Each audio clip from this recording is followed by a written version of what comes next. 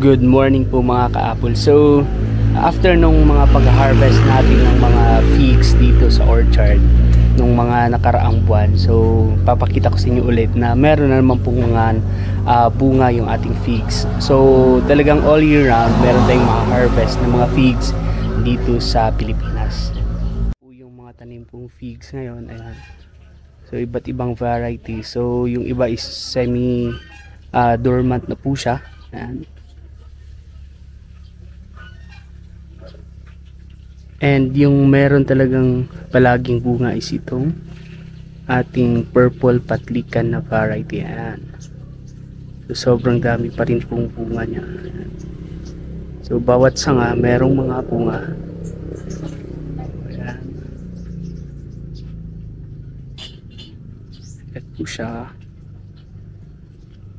So kapag ka nagtanim po tayo ng figs, usual kong ginagamit dito na way sa pagtatanim ng figs is ang cuttings po. So ito, pwede natin itong itanim. Ika-cut lang po natin into siguro mga nasa 6 inches yung haba ng cuttings, and then diretso na pong itanim sa mga soil medium po natin. Ayan. So yun pa.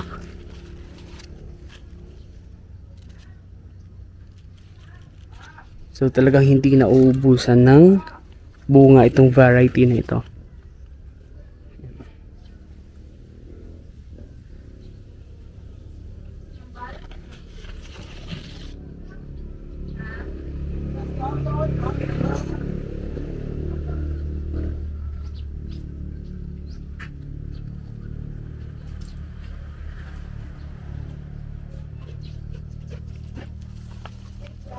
Ito hitik, ayan. So usual na fruiting po ng ating figs dito is nasa 1 year. Pwede na po siyang mag bear fruit. So ayan.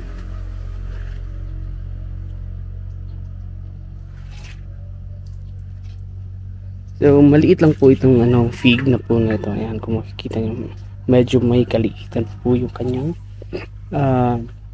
main trunk, pero hitik na hitik po ito sa bunga. Ayan.